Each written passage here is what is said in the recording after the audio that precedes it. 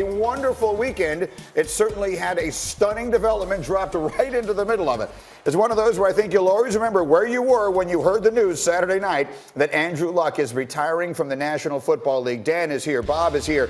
Lots of people to react to this, the stunning news that 29-year-old Colts quarterback Andrew Luck has decided to suddenly retire just weeks before the start of the season. He was standing on the sideline during the Colts preseason game at home when Adam Schefter broke the news. After the game was over, an emotional Luck explained his decision. This is not an easy decision. Honestly, it's the hardest decision of my life. But it is the right decision for me. For the last 4 years or so, I've been in this cycle of injury, pain, rehab, injury, pain, rehab. And it's been unceasing and unrelenting, both in season, and off season.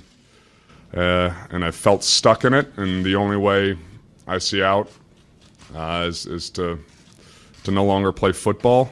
It's taken my joy of this game away. And this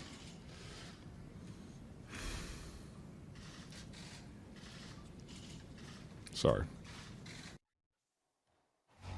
Still tough to watch. Last season, Luck was the comeback player of the year after he missed all of 2017 because of shoulder surgery. He is the first quarterback to have been selected to the Pro Bowl in his final year since John Elway was, and that's an awful long time ago. We have a lot of coverage this morning. Let's start with Ed Werder, who is live from a very rainy Colts camp this morning. Ed, how are the Colts addressing this stunning turn of events at quarterback with their players?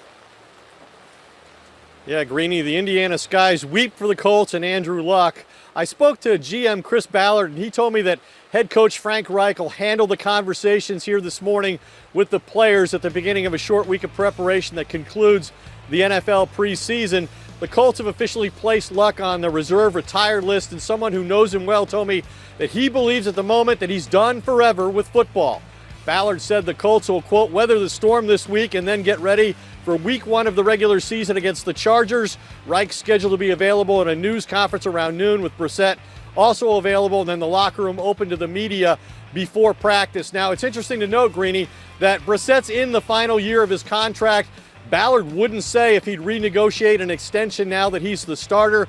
And interesting to note that if they do that, Brissett's one of the few NFL players who represents himself, so he'd either have to handle the negotiations himself with the season approaching, or he'd have to hire an agent for the first time. All right, weather the storm with that rain behind you is a perfect choice of words. Stay with me, Ed, because I want to come back to you in a minute for some other things. But let me bring this to the table because, look, we've had about 36 hours or so to digest this, and there have been a lot of opinions that have been thrown out there. But one of the things, Dan Graziano, that has come up in a lot of places has been the fact that the Colts fans, as this was happening real time, booed Andrew Luck as he was leaving the field. What reaction to that have you heard? Well, I think obviously players saw it and don't like it. It's kind of a continuation of this idea that players feel like the fans don't appreciate that they're real people, right? That maybe they're characters in a TV show that's on their screen every Sunday. And I think when you talk to NFL players more and more, they're sort of making sure to push back on that. As the years have gone on, hey, you got to treat us as people. We're not commodities, and you're seeing that in the CBA negotiations. You're seeing that in a lot of things that have happened over the last couple of years with contract situations like Le'Veon Bell, et cetera. So, I think the reaction around the league is along those lines. Bobby, as a former player, what did you feel when you heard that? Well, you said 36 hours to digest it. It's almost like digesting a Thanksgiving dinner. This is something that's going to take some time. You're sitting there looking at a guy that's in his prime, and just to dovetail off what Dan said right there, when you look at this, I think a lot of people look at players like you go in for a surgery 4 to 6 weeks. It's like taking your car into the shop. Take it in there, they see it for a week, they drop a new part in, and all of a sudden it's as good as new. The rehab, the emotional impact that has on you, the fact that you're never really fully whole again. Like every time you have a surgery or injury, a little bit is knocked off. And so it's very painful to see that, and you look in his eyes like, this is a guy that loves to play football. He left a ton of money on the table. He loves his teammates. He loves to compete. It's just unfortunate how all this ended for him at 29 years old. You know, you say he's in his prime, and I was thinking about that this morning. He's at an age where people are in their prime, but is he really in his prime when you factor in how much he's gone through in terms of shoulder, in terms of lacerated kidney, in terms of what he's dealing with now? That wears you down, right? I mean, he's an older 29. It obviously wore him down to the point that he felt he just couldn't do it anymore. Now, if you have been paying attention to the reaction to this, there have been a lot of self-serving, attention-seeking hot takes that have been thrown out there that are not worthy of the time to show on this program. There was one, however, that I think is worth bringing to the conversation, and that came from Steve Berline, who played the NFL a really long time. And I want to show you what he tweeted because it did make me stop and think at least a little. He tweeted, "I am a huge Andrew Luck fan, always have been, but this I cannot defend or justify. No scenario where retirement is defensible. To do this to his teammates, organization, fans, and the NFL 2 weeks before the season is just not right. I love the guy, but this will haunt him. Point is, this is a massive decision he said he's pondered for 10 days. Colts invested in him for 10 more years. Go on IR, get away for a few weeks, think about it. Get healthy for second half of season, make a run. Colts are good. If Jacoby goes 4-4, they have a chance. His team needs him to make this run. I know rehab is tough. I had 19 surgeries as a player, 8 over 2 years. It sucks, but he owes it to his team. It is just a lower leg injury. It will heal. Just give it a chance. If it doesn't, walk away after this year." I guess the question I would ask, is there any room for legitimate criticism of Andrew Luck, a player that I think everyone universally likes and respects, making a stunning decision? Is there any room? Forget about some of the nonsense that you've seen out there. Is there any room for legitimate criticism of the timing of this decision? I don't think so. When a player knows, he knows. And you look at a couple things. Lower leg injury, we're still not really sure what that is.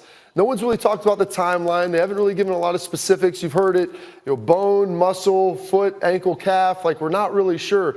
And so we have no idea when he'd be back. And you know what? If he decided, hey, I'm just going to take some time away, he's leaving his team in limbo. It's not really fair to Jacoby Brissett what they're doing right there. And then Bill Parcells, I lean on this.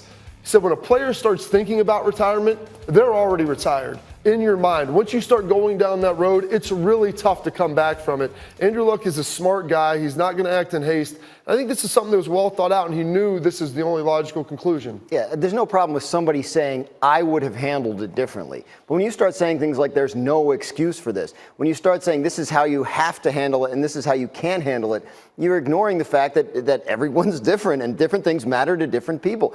The man said he's lost his joy for the game and that he's been locked for 4 years in a cycle of injury, pain, rehab. He's looking ahead saying, I don't want to live like that anymore. And I don't know how any fellow human being can say he's wrong to think that. It was a stunning event, obviously, and some of the reaction was surprising. I'm willing to give the fans, to some degree, a pass on this, only because there was a confusion, I think, going on in the moment. It was a surreal scene for those of you who did not see it. Adam Schefter breaks this news while a game is going on in the stadium. Andrew Luck is standing on the sideline talking to Jacoby Brissett. I think the fans of Indianapolis, for the most part, respect Andrew Luck and will react to this totally differently once they've had a chance to digest everything that has happened. And the final thing I'll say about this regarding the hot takes is the one thing we discovered is that even at his somewhat advanced age, Troy Aikman can still dunk. Ooh. And who knew that? Meanwhile, following Andrew Luck's retirement, Indy's odds to win the conference shifted from 7-1 to 15-1, while its odds to win the Pro Football Championship moved from 15 to 30-1. Indy has not won the conference since 2009. Jim Caldwell was the coach. Peyton Manning was the quarterback. So that's the situation in Indianapolis. We'll have more as we go. Meanwhile, to the moments of the day here as we prepare for the season, and still no deal for Ezekiel Elliott as we enter what is now the final week of the preseason. The team has reportedly made an offer to Elliott that would make him the second highest paid running back in the league, but the sides have not had meaningful discussions recently. Jerry Jones was asked about Zeke after the preseason game on Saturday night, and here's what he said. Like, him to be here, I think is important, or he wouldn't be having everybody be here, everybody getting some work in. Everybody about this is important. Everybody does understand it. It's just a question of seeing if it works. But we're going to play football one way or the other. That's the way it works. So we bring Ed Werder back into the conversation again, and this is what I have missed, Ed, was seeing your mustache and asking you about the Cowboys. So it is delightful to get another chance to do it. We heard what Jerry Jones said. What can you tell us about what he's saying now about Zeke and Dak Prescott and Amari Cooper? Well, it's interesting. I was at the game the other night and spoke to Jerry Jones afterward. There's been a clear modification here. You know, Jerry Jones said that the goal when training camp began was to get new contracts with Ezekiel Elliott, Dak Prescott, and Amari Cooper. Now he seems to have simplified it to, quote, sign Zeke. He said after the game against the Texans, we don't have to sign 3 players to start the season, just 1. That, of course, Elliott, who continues his holdout. And interestingly, Greeny, Jones has begun to emphasize that Elliott is under contract. He said, hey, we are optimistic that we can reach an agreement, but I don't know that for certain. And then he said the goal is to get everybody under contract to play.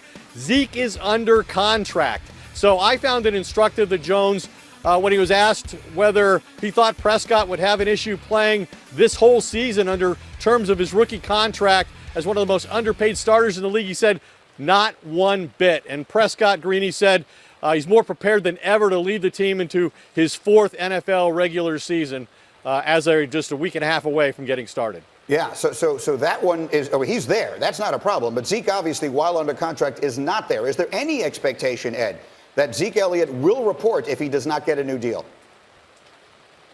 I mean, there's been no indication of that to this point. You know, we reported last week that the Cowboys have made an offer. They made it before training camp started. It was to pay him more than Le'Veon Bell and less than Todd Gurley as the number 2 paid running back in football. And as of the other night, Elliott had not even responded to the offer yet. So I think from that standpoint, it looks like they're far away.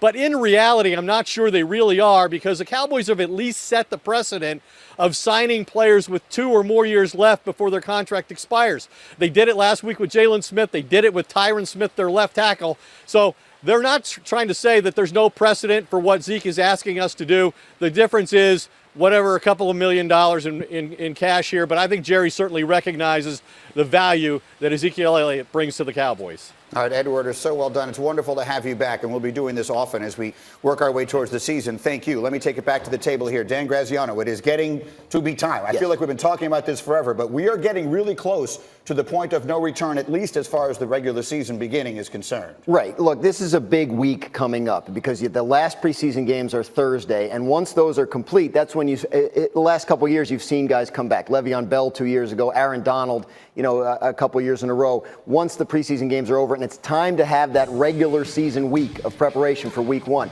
So if nothing happens by the end of next weekend, Labor Day weekend, the alarm bells go off. Maybe they're not going to have him for week 1. They have to make a game plan without him. But to Ed's point, heading into camp a month ago, the Cowboys were where they are. They're right around the Gurley deal. Ezekiel Elliott wants a lot more. He wants to be the highest paid running back by a lot. He believes correctly he's done things in his first 3 years that other people haven't done. So the question is, who gets desperate first? And we're at the point where I feel like we're about to find that out. You played for Jerry Jones. You know the situation. What do you think is going to happen here? I think it's interesting. Jerry says things that aren't by accident.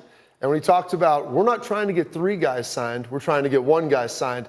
Of those 3 guys, 2 of them in the final year of their deal. The 1 guy isn't, and he has 2 years left. So Jerry's focusing on that right now. That's his sole focus. And if Zeke doesn't get a deal by the end of this week, I think he takes this to the first game, because that's the only way to really show and solidify his leverage.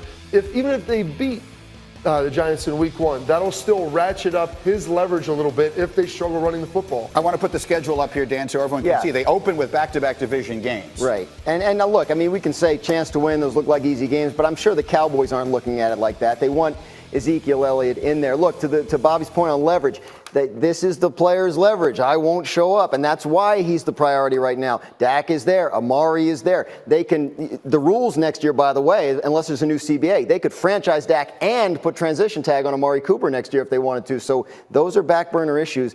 His holdout has pushed him to the front of the line. Look,